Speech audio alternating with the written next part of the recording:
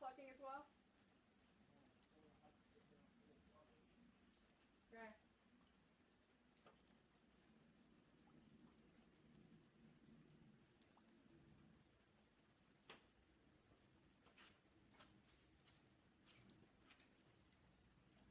Five. Oh no, it was timing. Here, keep it under. No, we count faster than seconds really count. Okay, pull it out, and then you want to check on the wings. Yeah, and it's not ready. Put it back in. Computer, stop.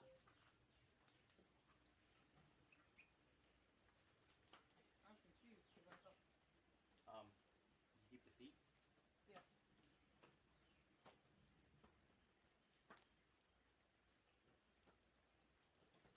I feel like there's got to be a bucket of chicken somewhere. All right. Okay, so just put it in a bucket, actually, in one of these buckets. Yeah, because I'm doing 4 per batch for the plucking. Computer,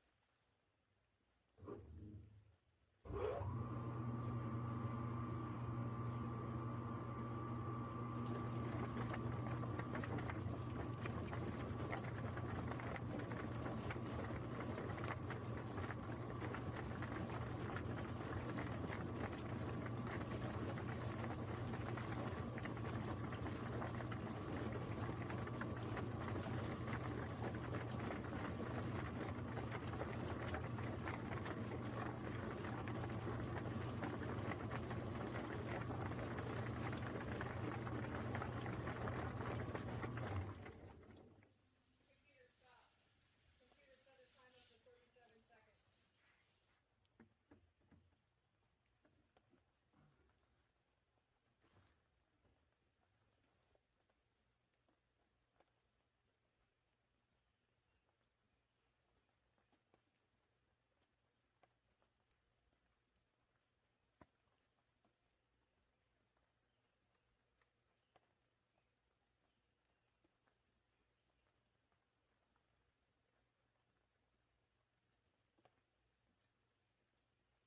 How clean do we want to do that? Pretty much all of it. As much as possible. Yeah.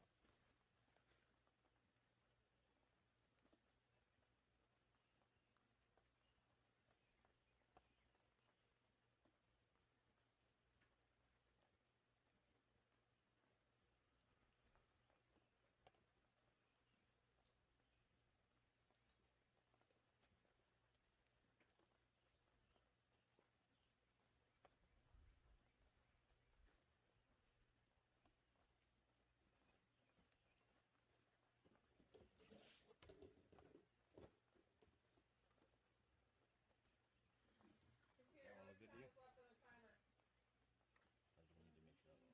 timer? I do need to make sure. Yeah,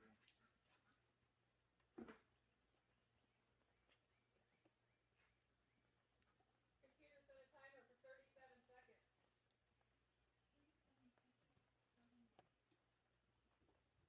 I don't understand why it sometimes just forgets the timer.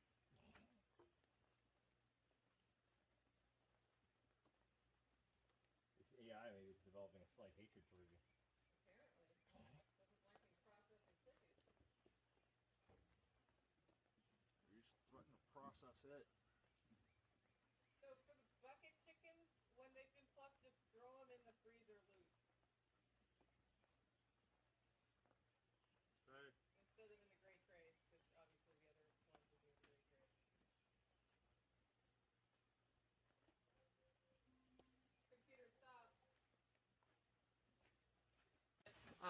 You find the butthole. Do you want to start your video? I'm sorry. Okay. For this, you want to find the butthole and cut to the right. And your goal here is not, you just do a little slit to the right and left. Your goal is to not cut the intestine. And then angle it under and slightly down. And then I come up top and pinch it and come up. And then I just connect to the slit I made. And like this one, I wear this cut glove so I don't cut myself, because this is when you're most likely to. And then in these chickens, they're kind of fatty, so there's some fat to cut through until you have an opening here, see? And then, so I didn't nick anything. That's the intestines. What I'm going to do next is work my hand along the ridge cage and back. And so I'm reaching up above all the guts, and then I'll gently, well, not really gently, but kind of pull down without savaging it. And what I'm looking for is the esophagus at this point, which is the one thing really just holding everything in. That can take, I can feel it right now, but I don't have a lot of room in there, so I'm trying to scoop my finger under it, bringing some stuff out. Okay, I got it. And you pinch it.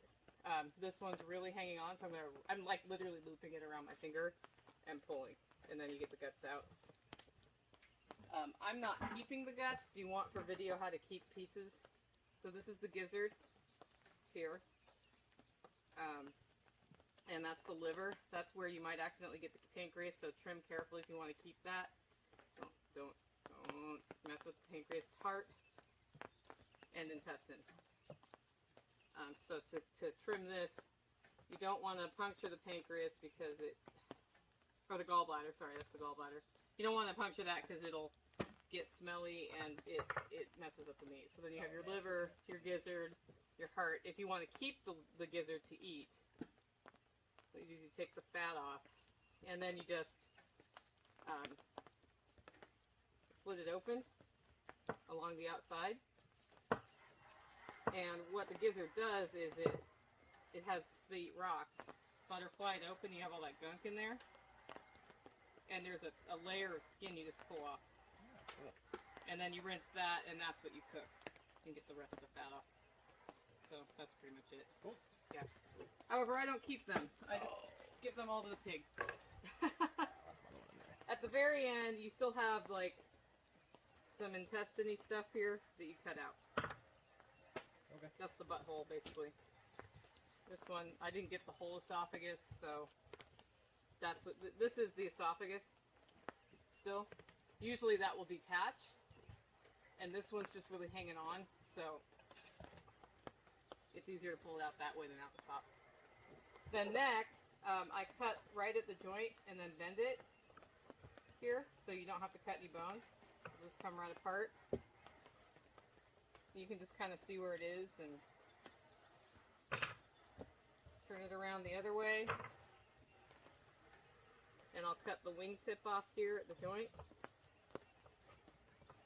See, I almost sliced myself there. That's where this glove is great. And then for the neck, you can either leave it on. If you're going to leave it on, then the crop is still right here. You want to cut the skin off and get the crop out. You just cut around. The crop is like right there. It's this. I'm just, you've skinned things before, right?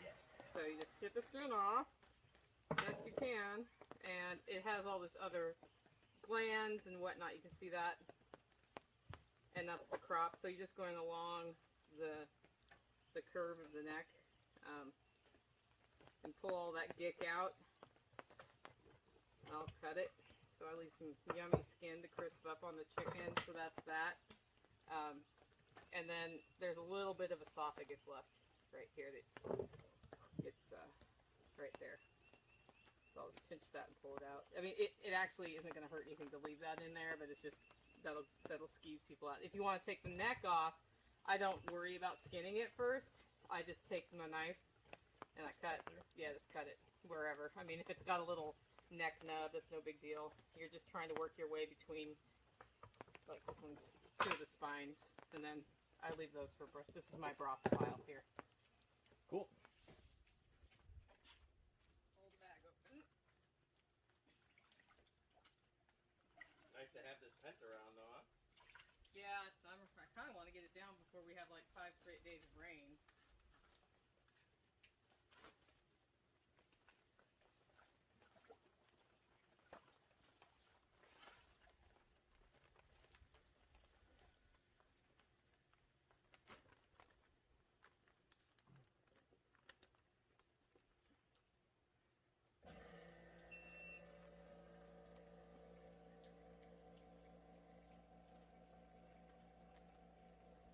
You said that was what, $700 for your vacuum seal?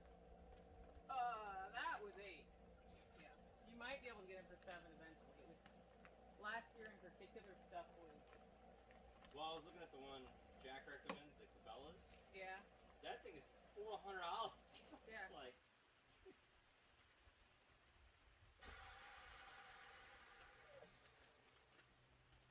Your neck.